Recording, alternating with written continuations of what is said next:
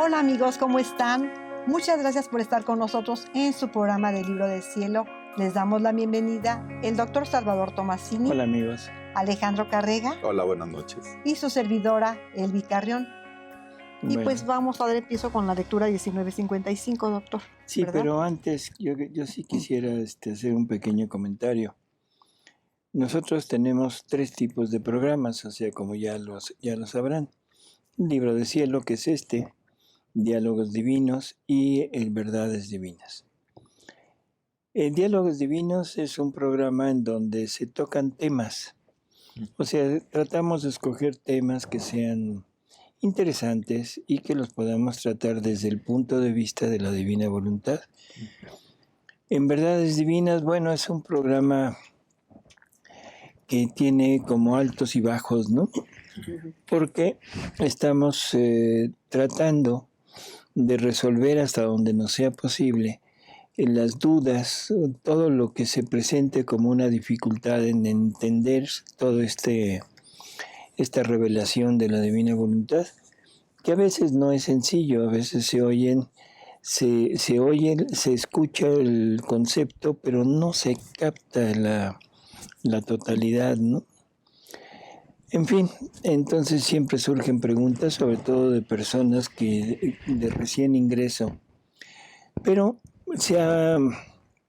a veces se mezclan muchos temas que no son realmente de la divina voluntad, que son más de la santidad humana, de la vida normal, de lo que es la vida de un católico, o sea, de que estamos normados por un magisterio, por un catecismo, por una doctrina, y pues no estamos muy versados en eso, y a veces podemos poner ideas que no son del todo concordantes con el magisterio actual de la Iglesia, ¿no? Entonces, de todas maneras, o sea, tratamos de llevarlo a cabo, pero sí les pediríamos que las preguntas se limitaran a temas de la divina voluntad, para que esto sea un poco más ágil y más productivo para este tipo de conocimiento, ¿no? El tercer programa, que es que en lo personal yo lo considero el más importante de los 3, porque estas son las verdades sobre la divina voluntad. Y por orden. Y por orden. O sea, es un Jesús que le va enseñando a Luisa, la va conduciendo poco a poco hasta llegar a esa total fusión con él. Y es lento, no es una cosa así rapidísima. El mismo Jesús le dice a Luisa, hay ocasiones en que no le habla de su voluntad. Y Luisa se queja y le dice, oye, a mí me gusta más cuando me hablas de tu voluntad que cuando me hablas de otras cosas, ¿no? Y Jesús lo que le contesta es algo muy claro y para todos. Estoy esperando que pases la verdad anterior que te di, que la pases como naturaleza, para después darte una nueva verdad. Y esto tiene un fundamento. Una verdad prepara el camino para la siguiente.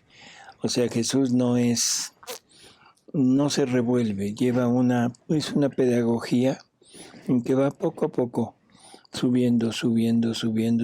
Y si no entendemos lo anterior, definitivamente no entendemos lo que sigue. Por lo tanto, hemos tratado hasta donde nos es posible de hacer este programa como si fuera un grupo de lectura, que es exactamente lo que hacemos en los grupos de lectura. Nos juntamos varias personas, no hay dirigentes, no hay guías, no hay maestros, no hay nada, simplemente leemos y comentamos hasta donde nosotros alcanzamos a entender. Y todo el mundo tiene la palabra, o sea, para ver qué entendió, qué piensa. Y la única norma es que todo lo que se diga esté dentro de la revelación de Jesús. No podemos poner cosas que no estén. Y eso se ha dado mucho en la actualidad, o sea, el revolver, no solo el malinterpretar o el dar una interpretación errónea, sino el mezclar. lo anterior con esto. Entonces, en este programa hemos tratado de seguir la norma de los escritos. Ese es como el camino, ¿no? La guía que nos lleva. Y pensamos que es la forma más adecuada en que podemos brindar un poco de, no sé, de ayuda, de compañía, porque es como si estuviéramos con ustedes en el grupo. Una pequeña luz para esta gran luz. Así es, o sea, tratar de ver hasta donde nosotros entendemos e ir avanzando en esto. Y sí hemos notado que es un programa que no tiene mucha difusión, cuando que en realidad pensamos que es el más importante de todos. Empezamos a hacer lectura por lectura, pero empezamos a partir del libro 11. ¿Por qué el libro 11? Porque los 10 anteriores son virtudes. Y bueno, de alguna manera ya conocemos algo de virtudes. Bueno, espero que cuando menos personalmente. Y con eso tenemos ya un panorama. Y siempre hemos recomendado que se lea del 1 en adelante, pero eso que se lea en casa. O sea, poco a poco. Y cuando haya algún comentario, alguna duda, pues se expone y se trata de aclarar. Pero el libro 11 es el libro del cambio. El libro 11 es donde Jesús dice, a ver, momento, ahora quiero esto. Esto está muy bien, pero ahora esto es lo que yo quiero en la actualidad. Y bueno, vamos en el libro 19. Así que tenemos del 11 al 19 ya más o menos repasado todo. Eso sí, no ha faltado una sola lectura. Así que los invitamos realmente a hacer de este programa un centro de reunión.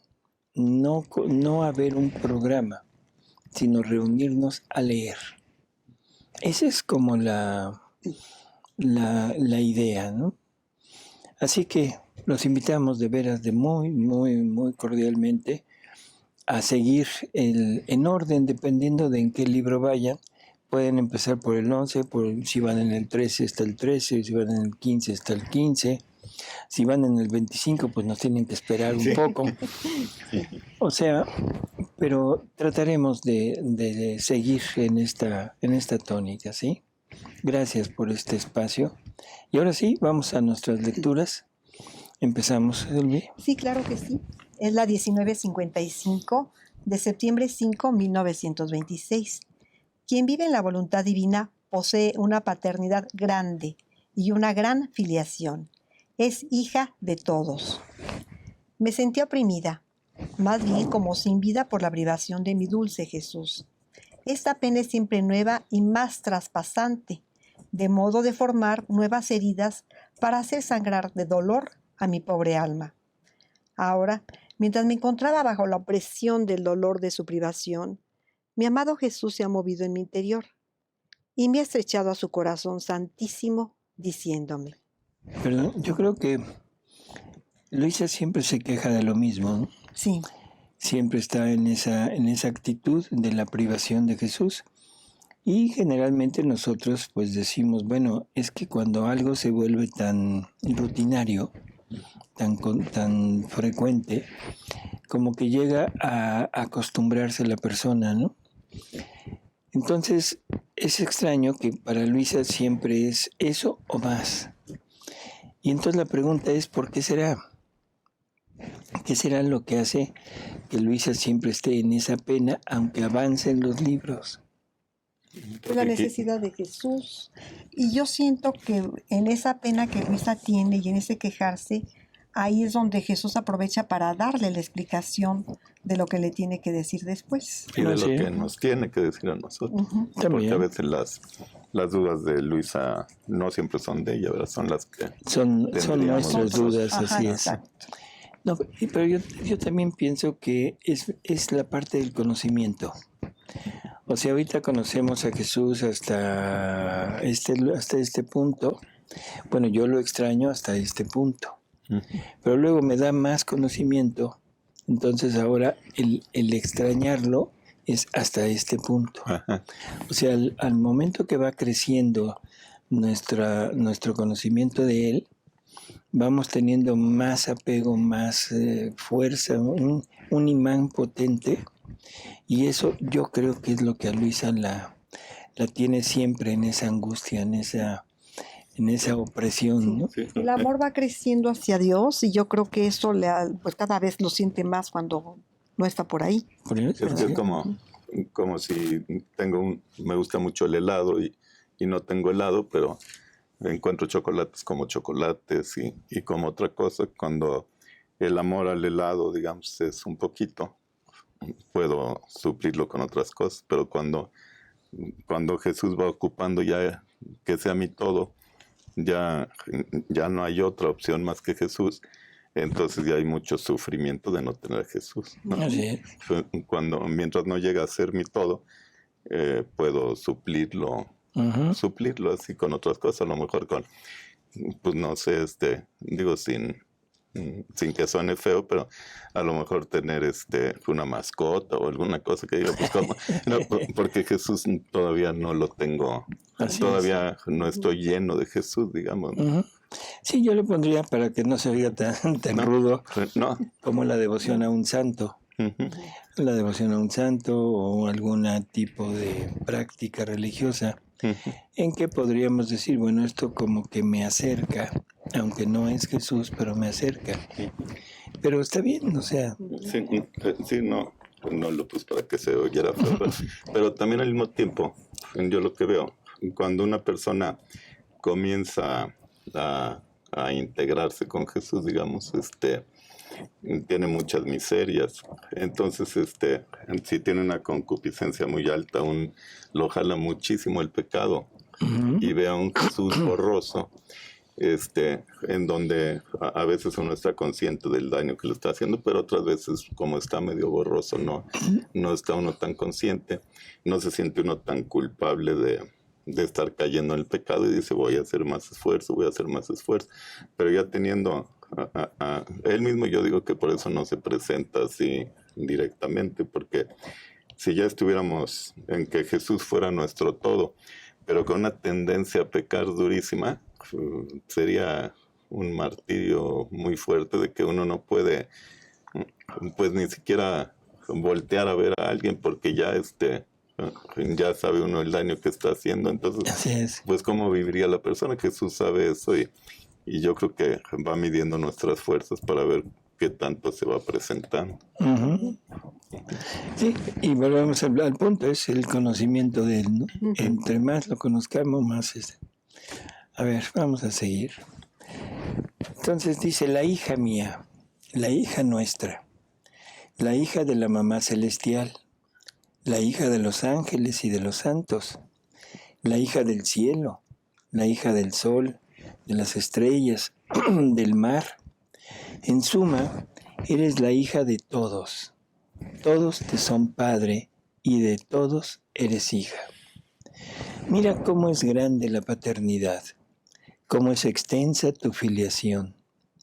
En vez de oprimirte, deberías gozar pensando que todos te son padre y a todos les eres hija.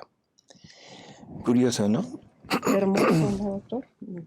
Entonces uno se pregunta, bueno, ¿y por qué?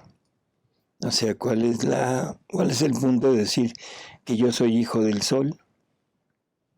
O que Del soy mar, hijo del cielo. del mar o del cielo, de la tierra.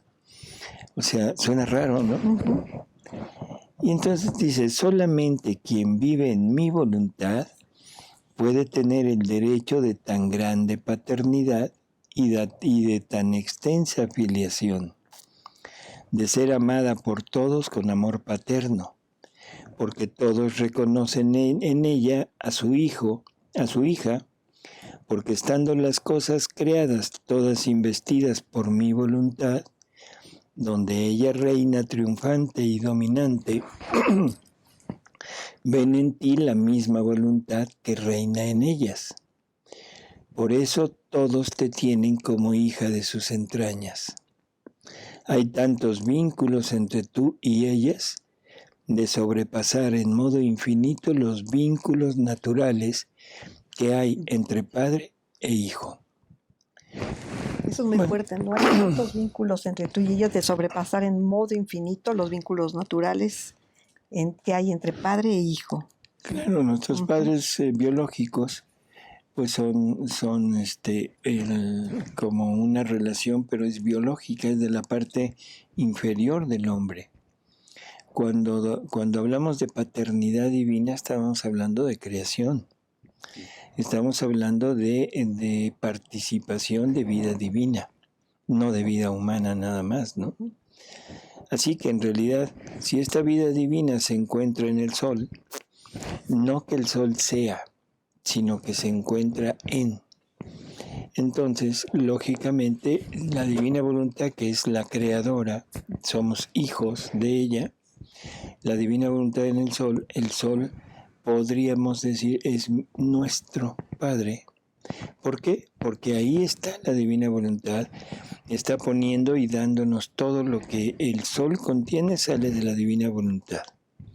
Por lo tanto, todos los bienes que recibimos del sol los estamos recibiendo, pero de la divina voluntad, a través de una masa inmensa de gases y de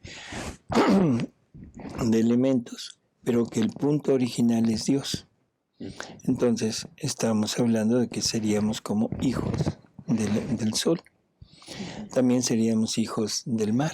O sea, somos hijos de todo, porque en todo está esta divina voluntad. Así que este es como el primer punto interesante de esto, ¿no? Y que es en modo infinito, sobrepasa en modo infinito los vínculos naturales que hay entre padre e hijo. Y esos vínculos naturales son de los padres biológicos, ¿no?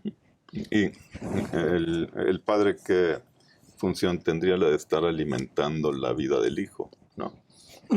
Y todos los elementos, todas las cosas creadas son para alimentar nuestra vida. Para alimentar y para conservarnos. O sea, el sol, el agua, el viento, todo es donde Dios ha depositado todo lo necesario para conservarnos esa vida.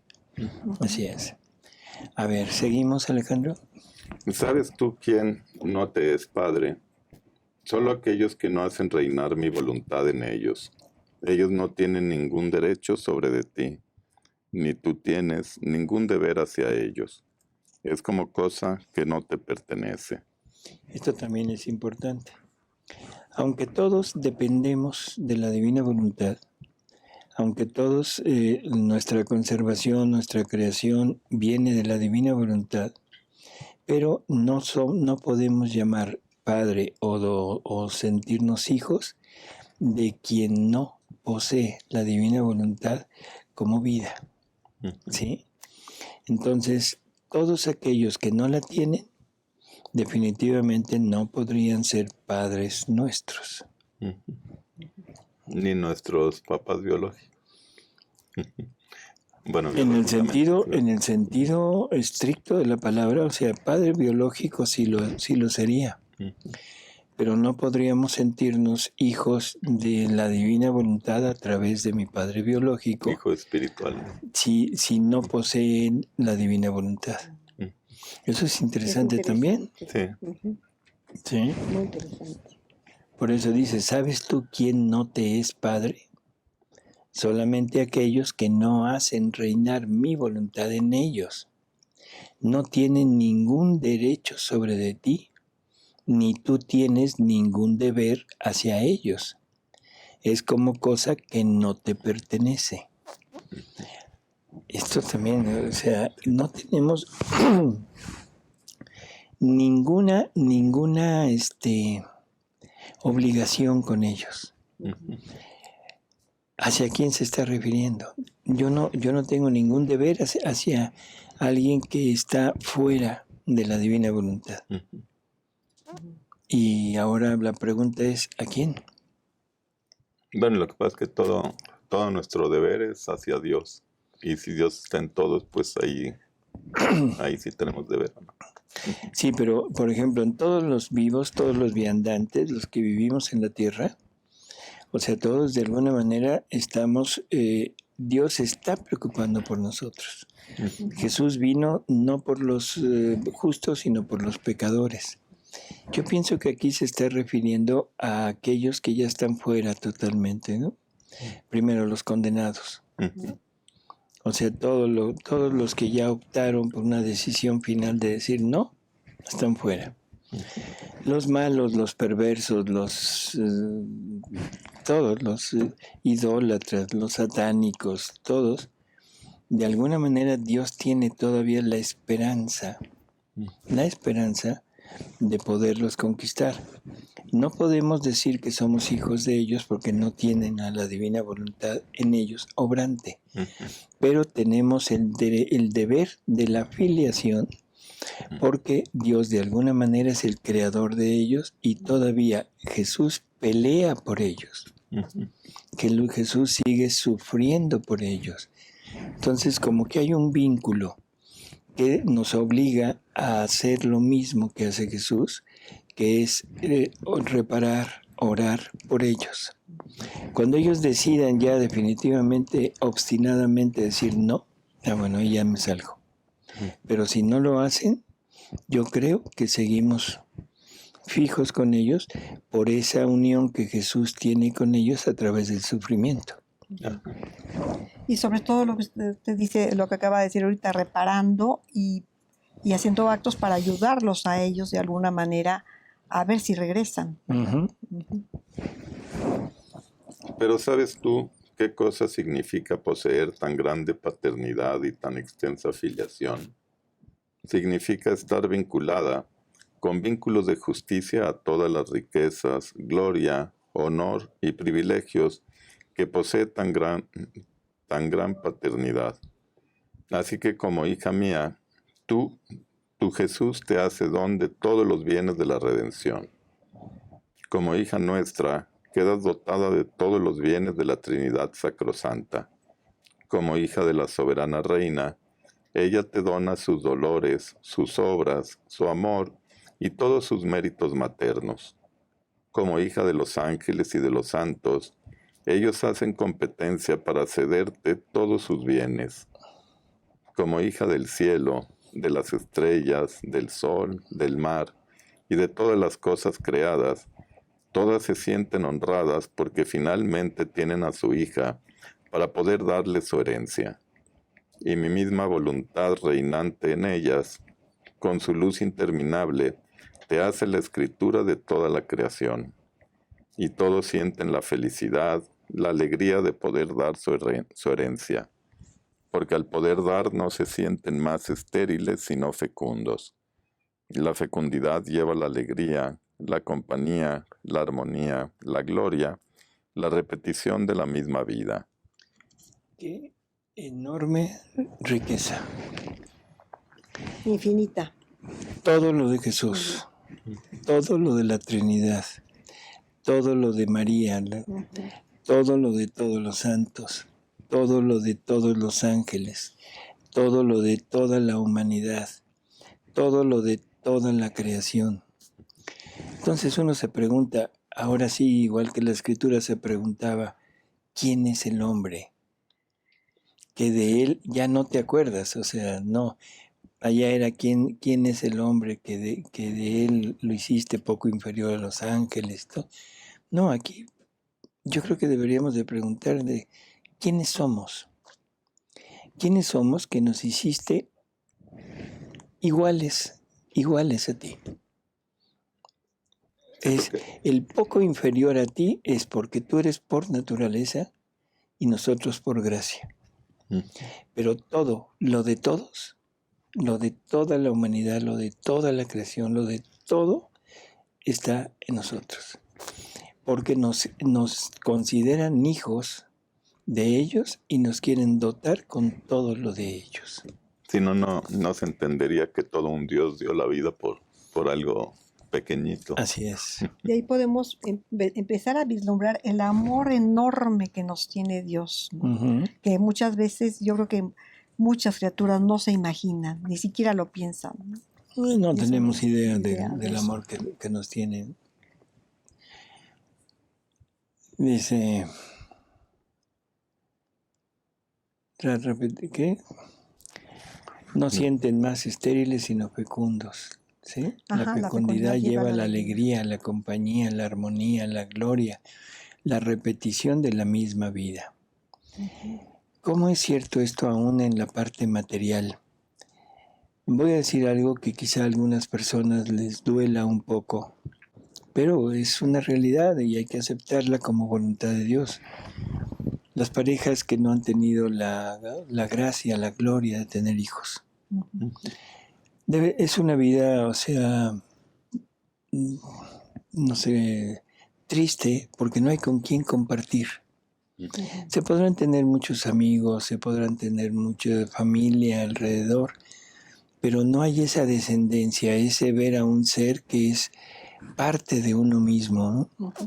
Y esto es en forma simplemente material. En forma espiritual, Dios, que es tan inmensamente rico en todo, es la plenitud de todo, y que no tuviera alguien a quien darle todo eso. Se ahogaría. Claro. Se ahogaría en amor, ¿no? Fantástico. Doctor, y ahorita, ¿cómo están las cosas al revés? Que hay muchas parejas que naturalmente no pueden tener hijos, pero tantas parejas que ahorita están evitando tener hijos y que en lugar de tener hijos adoptan un animalito o algo, de lo que se están perdiendo, ¿no, doctor? Definitivamente. Yo lo vería desde otro punto de vista, Elvi. Ese adoptar un animalito es la necesidad imperiosa de sentir que te das a algo. Pero también es manifestación así absoluta de esa, ¿cómo diríamos? Ese encerramiento en ti mismo y que no eres capaz de dar. Y que no eres capaz de dar cuando implica una responsabilidad. El animalito implica una responsabilidad de comida, de un lugar y de sacarlo a pasear en las tardes, en las noches y nada más. Pero un hijo representa un dar, pero un dar tu vida y no un día, ni un año, ni 10 años, es toda tu vida. De ahí en adelante quedas unido a aquello, porque es un continuo darte. ¿Sí? Atención las 24 horas del día. Es la necesidad del ser humano, porque así somos, porque estamos creados, formados así, de compartir y de estar generando seres similares a nosotros. Ese es el espíritu de maternidad, ese es el espíritu de paternidad, que en la actualidad se ha perdido, pero se ha perdido por el gozo, por buscar el gozo, el placer, el poder, el tener, pero que en el fondo sigue royendo a la persona y tiene que adoptar un animal. Vamos a seguir. ¿Cuántos hombres y mujeres son infelices a pesar de ser ricos porque no tienen prole? Porque la esterilidad lleva por sí misma al aislamiento, la amargura, la falta de apoyo y de felicidad. Y si parece que gozan aparentemente, en su corazón tienen la espina de la esterilidad que amarga todos sus gozos. Así que tu gran paternidad que posees y tu extensa filiación es causa de alegría a todos y mucho más a mi voluntad, que bilocándose reina en ti y te constituye como hija de todas las cosas creadas por ella, de modo que todos sienten tu apoyo y el contento de poder dar los bienes que poseen. Lo que estoy ahorita pensando, Jesús se lo está diciendo a una mujer que no tiene hijos. Pero bueno, no tiene hijos en forma material, sí. Pero si tomamos en cuenta que de ella sale la vida de la divina voluntad para todos, Luisa nos es madre de todos. Sí. Igual que María, nada más tuvo a un hijo que es Jesús, pero es madre de toda la familia humana. Luisa igual, ella tiene que repetir, o sea, la vida de todos, tiene que darnos a luz en la divina voluntad, y entonces ella es madre de todos, ¿no? Y quien viva en la divina voluntad también va a ser madre. o padre. Madre o padre, así es, porque de ti van a salir los demás, ¿no? Por eso tu opresión no es justa en medio de tantos bienes y felicidad, y de tantos que te protegen, te defienden y te aman como a verdadera hija. O sea, ¿qué le dijo? No tienes razón de estar oprimida. Es tan grande lo que tienes que es absurdo que estés así, ¿no? Y bueno, y esto es algo enorme para la criatura que vive en la divina voluntad, que tienes tantos que te protegen, te defienden y aman como verdadera hija. O sea que ahí, a la criatura que está viviendo en la divina voluntad, toda la creación la está protegiendo. Eso es maravilloso. Así es. Ya no hay por qué tener ningún temor absolutamente de nada, como nos dice Jesús, ¿no? Después de esto, me he abandonado en los brazos de Jesús y en la corriente de la divina voluntad para hacer mis acostumbrados actos. Y Jesús, regresando, me ha dicho: Hija mía, mi voluntad conserva al alma en su origen y no la deja salir de su principio, que es Dios. Mantiene íntegra la imagen divina en el fondo de ella, imagen que está encerrada en la inteligencia, memoria y voluntad. Y hasta en tanto el alma hace reinar mi voluntad en ella, todo está vinculado, todo está en relación entre creador y criatura. Más bien vive a los reflejos de la majestad suprema y siempre crece nuestra semejanza en ella. Y esta imagen la hace distinguir que es hija nuestra. En cambio, la voluntad humana hace que se desconozca su origen, la hace descender de su principio. La inteligencia, la memoria y la voluntad quedan sin luz, y la imagen divina queda deformada e irreconocible. Rompe todos los vínculos y relaciones divinas, y por eso la voluntad humana hace vivir al alma de los reflejos de todas las pasiones, de modo que se vuelve fea e hija del enemigo infernal, el cual busca esculpir en el alma su fea imagen. ¿Cuántos males no hace el propio querer? Devasta todo bien y produce todos los males. Ahí está lo que estamos viviendo, ¿no? Prácticamente esto se empezó a tener desde la caída de Adán. Cuando Adán pierde la divina voluntad y pierde la vida divina, esto es lo que sucede, y esto es lo que nos hereda. En vez de heredarnos el reino, en vez de heredarnos la vida divina y la voluntad divina, nos hereda todo esto que acabamos de oír, ¿no? O sea, nos hizo descender de nuestro principio. O sea, la inteligencia, la memoria y la voluntad quedan sin luz. O sea, las tres potencias del alma prácticamente quedan totalmente obscurecidas, anuladas, en tinieblas, ¿sí? Y quedan sin luz, y la imagen divina queda deformada e irreconocible.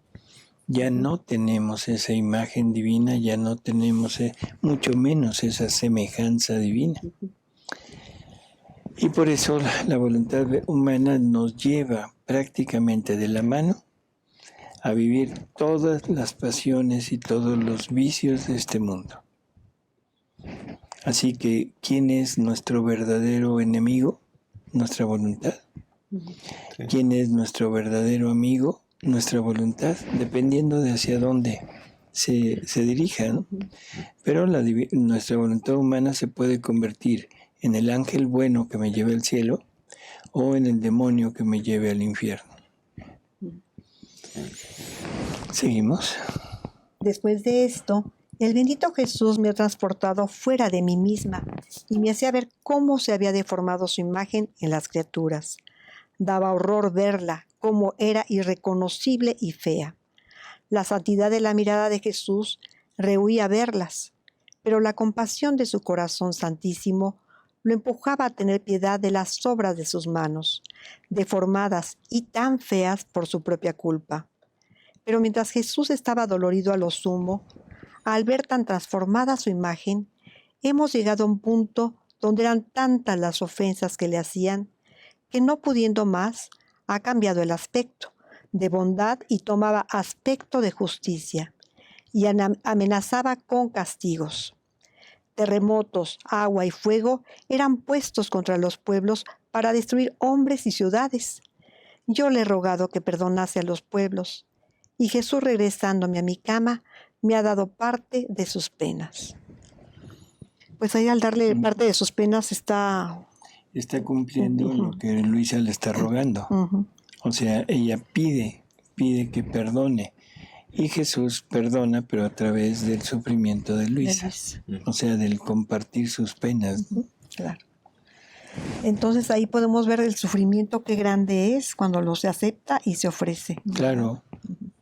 Así es. Ese es el verdadero sufrimiento y los verdaderos logros del sufrimiento.